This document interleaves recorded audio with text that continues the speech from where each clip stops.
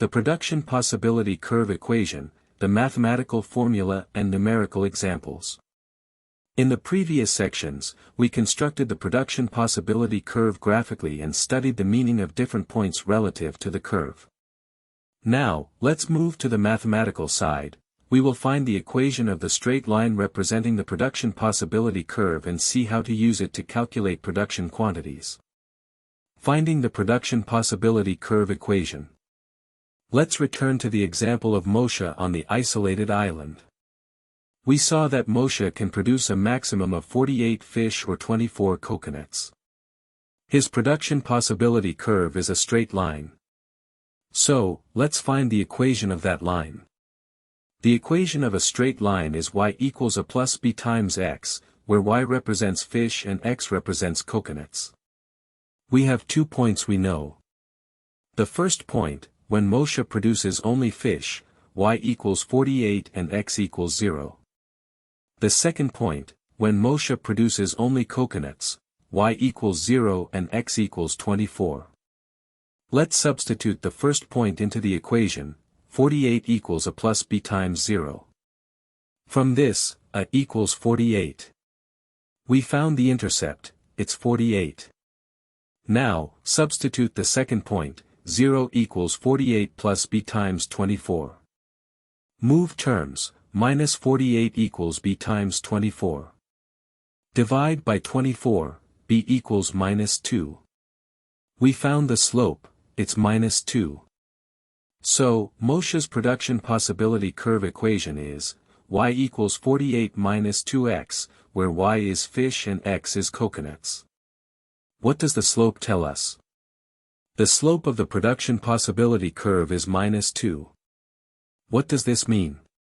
It means that for every additional coconut Moshe wants to produce, he must give up 2 fish.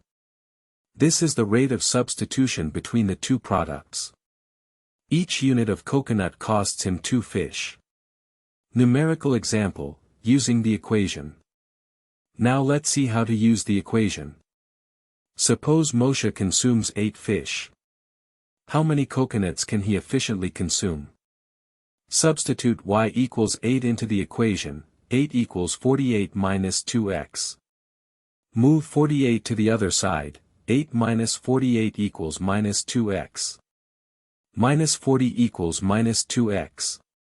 X equals 20. That is, the corresponding amount for 8 fish is 20 coconuts. This is how we find the optimal production quantities of the economy using the equation. Exercise, an economy with 100 workers. Let's move on to an exercise. The economy has 100 workers. Each worker can produce 5 buses or 2 tons of bananas. Step 1, finding maximum production quantities. If all 100 workers produce buses, 100 times 5 equals 500 buses.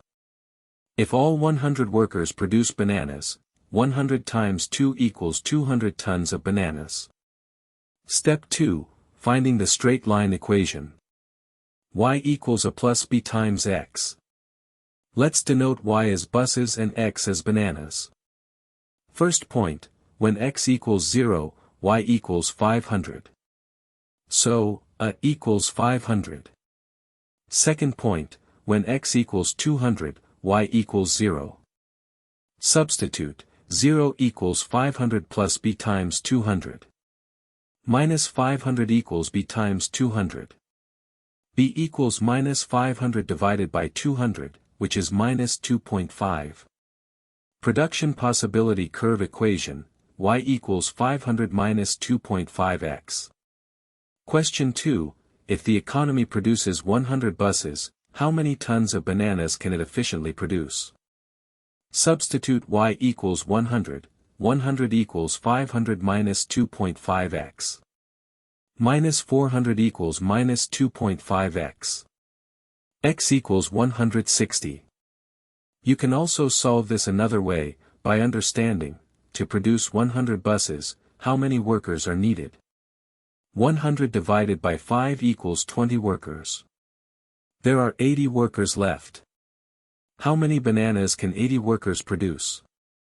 80 times 2 equals 160 tons of bananas. The same answer. Question 3. If the economy produces 100 tons of bananas, how many buses can it efficiently produce? To produce 100 tons of bananas, you need 100 divided by 2 equals 50 workers. There are 50 workers left. 50 times 5 equals 250 buses. Or via the formula, substitute x equals 100, y equals 500 minus 2.5 times 100. Y equals 500 minus 250. Y equals 250. Efficiency check, question 4. The economy produces 400 buses and 20 tons of bananas. Is this production efficient? Let's check. To produce 400 buses, you need 400 divided by 5 equals 80 workers. There are 20 workers left. With 20 workers, you can produce 20 times 2 equals 40 tons of bananas. But the economy actually produces only 20 tons of bananas, less than it can. Therefore, the production is not efficient, and the economy is experiencing unemployment. The point, 20, 400, lies inside the production possibility curve, not on it. The economy can produce 40 tons of bananas with 400 buses, but it produces only 20, meaning 20 workers are idle. Any method that leads to the correct solution is acceptable, whether through the formula or direct calculation of workers. The important thing is to understand the concept and arrive at the correct answer. Summary. We learned how to find the production possibility curve equation, finding a, the intercept, and b, the slope, from two known points. We saw that the slope expresses the rate of substitution between the two products. We practiced using the equation to calculate efficient production quantities and to check whether a certain point is efficient or not. In the next section, we will address the question, how to increase production capacity and shift the production possibility curve outward.